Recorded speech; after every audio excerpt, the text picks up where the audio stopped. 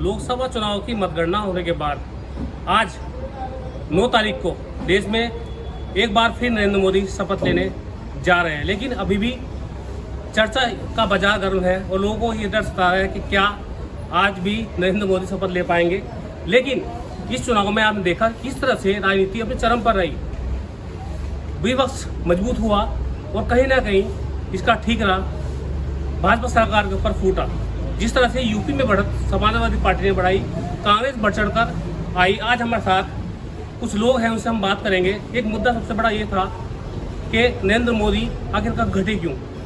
इससे पहले भी हम यहाँ पर पहुँचे थे और कुछ लोगों से बात हमने करी थी, तो उन्होंने कहा था कि 400 के पार इस बार भाजपा आएगी। तो सबसे पहले उन्हीं महाशय से हम मिलते हैं, पंडित जी हैं, उनसे बात करते हैं कि 400 का पार आंकड़ा तो पार हो नहीं पाया, लेकिन अब क्या आप आपका डर आपको सता रहा है जी? मैं ये कह रहा हूँ कि 400 पार करने के मुद्दा में ये रहा कि कुछ उन्होंने गलत बोला, इसकी वजह से इसी के वजह से वो जीत नहीं पाए, 400 पार नहीं हो पाए हैं। बाकी उम्मीद करता है कि भाई इन्हीं के सरकार बनेंगे।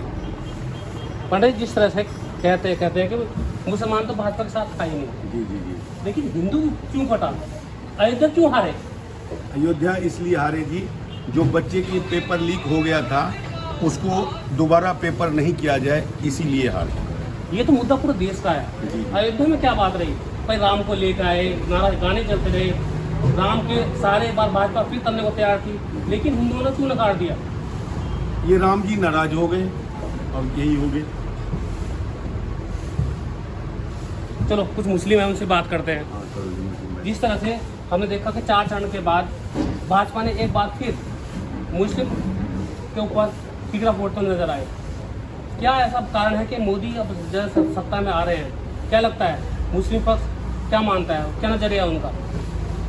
मुस्लिम पक्ष का जो नजरिया पहले था वही अब है जी। 10 साल इन्होंने पहले राज किया है। सन 2014 में 2019 में नीतियाँ ठीक नहीं रही इनकी, इसीलिए हिंदू भी कटाया इनसे। और हिंदू मुस्लिम की कब तक राजनीति करेंगे? कभी ना कभी तो विकास की बात करनी पड़ेगी। विकास इन्होंने किया नहीं, इसलिए इनसे हिंदू भी कटा, मुस्लिम भी कटा। लेकिन इस बार चुनाव में जहाँ तक मैं समझता हूँ कुछ मुस्लिमों ने भी इनको वोट किया है, साथ में रहे बीजेपी, लेकिन फिर भी इनकी नीति गलत रही है, उसके कारण ये थोड़ा डाउन हुए हैं। जिस तरह से नरेंद्र मोदी ने कई चीज़ें, कई अहम फैसले लिए, 300 करोड़ या फिर कई नए फैसले लिए, इसके बाद भी हम देखें मुस्लिम कहीं ना कहीं उनसे सीखता नजर आया। मुस्लिम ने एक नारा दिया था, सबका साथ सबका विकास, लेकिन उसके बाद भी मुस्लिम से दूर होता चला गया। क्या मानते हैं कि क्या कारण रहा कि मुस्लिम को ही जोड़ने में नाकामयाब रहे?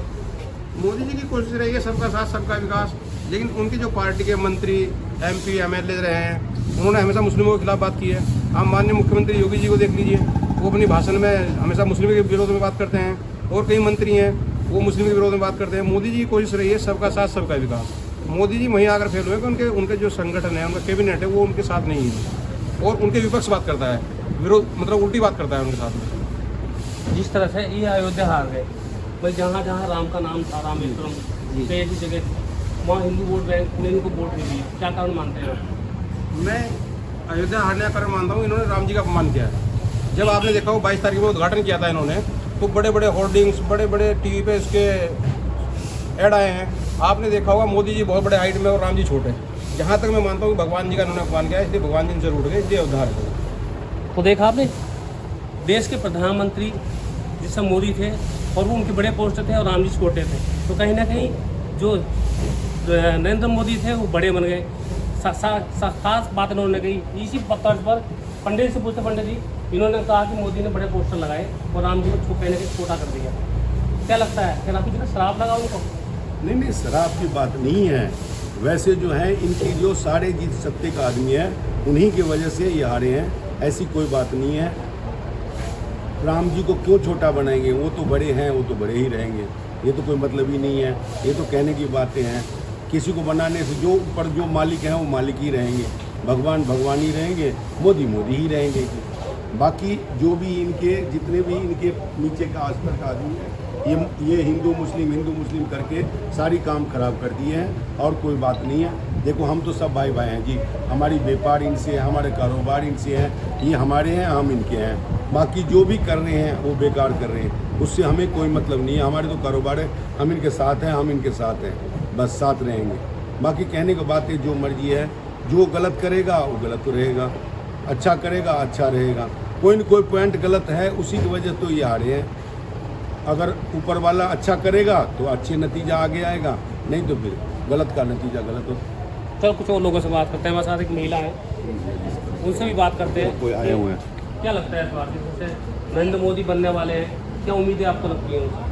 देखिए, मेरी तो सिर्फ एक ही यही है कि ना उनको ना सबसे ज़्यादा अपनी रणनीतियों पे फोकस करना चाहिए, क्योंकि रणनीतियाँ जो उनकी है ना, वो ना हमारे देश की जनता को हिलाने के लिए नहीं होनी चाहिए, मजबूत बनाने के लिए होनी चाहिए, जो वो फोकस नहीं करते हैं। वो आपस में अगर लड़वाएंगे तो देश में तो फूट पड़ेगी ना। जब फूट पड़ेगी तो जाहिर सी बात है वोट बैंक हाफ हाफ में बढ़ जाएगा, और हाफ हाफ में ना बटे इसके लिए उनको तैयारी करनी चाहिए थी, जो कि उन्होंने नहीं की है। जिस तरह से आज की राजनीति में हिंदू और मुस्लिम अलग अलग बांट दिया है, वो नहीं बांटना चाहिए था, वो ही नहीं बांटना चाहिए था। उन्होंने बांटा है ना, तभी वो वोट बैंक हाफ हाफ में बटा है। आधा कांग्रेस के हिस्से में चला गया, आधा अदर चला गया, और आधा मोदी जी के हिस्से में आया है। तो इसीलिए मिली-जुली सरकार बन रही है। अगर इनकी रणनीति में सिर्फ ये होता ना कि सबको एक साथ रखना है, और जिन्होंने जैसे उन्होंने नारा बोला था सबका साथ सबका विकास, तो उन्हें उस पर कायम रहना चाहिए, जो कि उन्होंने नहीं किया। जिस तरह से कानून को लेकर भी लगातार लोगों में ये स्थिति बनी रही कि मोदी आएंगे तो कानून में परिवर्तन कुछ ना कुछ होगा, तो कहीं ना कहीं दलित वोट भी किसका? हाँ जी, क्योंकि देखिए हर कोई चाहेगा ना, चाहे वो नीचे स्तर का इंसान हो, उसके लिए भी उतनी ही कन्वीनियंस, उतनी ही चीज़ें देनी चाहिए जितने कि आप बड़े ऊंचे लोगों को या ऊंचे व्यापारियों को या किसी भी चीज़ को देते हो आप। लेकिन वो चीज़ नहीं हो रही है। जैसे ही मतलब आप, मैं एक एग्जांपल देती हूँ, आप उनके स्टेट पे चले जाइए, गुजरात में चले जाइए, सारे बिजनेसमैन हैं, तो उनको बैंक कहाँ, उनका जो वोट बैंक है वो क्यों स्ट्रांग हुआ? क्योंकि उन्होंने अपने स्टेट को सबसे ज़्यादा प्रमोट किया। और वहाँ के व्यापारियों को आज भी अगर बोला जाए ना, जी हाँ, वो सबसे टॉप पर नहीं है। अगर यहाँ पे नीचे चली जाए तो नीचे कुछ भी नहीं है। एक आम इंसान ना अगर काम करना चाहे ना, तो पहले से इतने सारे पर्चे पूछ लिए जाते हैं, इतनी सारी फॉर्मेलिटी ले ली जाती है, जो कि वो कर ही नहीं पाता है काम। अगर वहाँ बाहर के मतलब अगर किसी अदर स्टेट के लिए या फिर बड़े बिजनेसमैन के लिए पूछा जाए तो ठीक है, वो इतना हाई प्रोफाइल है कि उसके लिए कोई भी फॉर्मेलिटी बनती ही नहीं है। फॉर्मेलिटी सिर्फ नीचे स्तर के लोगों के लिए बनती है या फिर मिडिल क्लास के लिए बनती है, तो वो चीज़ भी हटानी पड़ेगी उनको। तो देखा आपने, चाहे देश के प्रधानमंत्री आज शपथ ले लें और राजकाज शुरू कर दे, लेकिन लोगों के मन में जो बात थी हम आपको आपके सामने उसको लेकर आए, और ऐसे ही खबरों में आगे भी आपसे जुड़ते रहेंगे। धन्यवाद।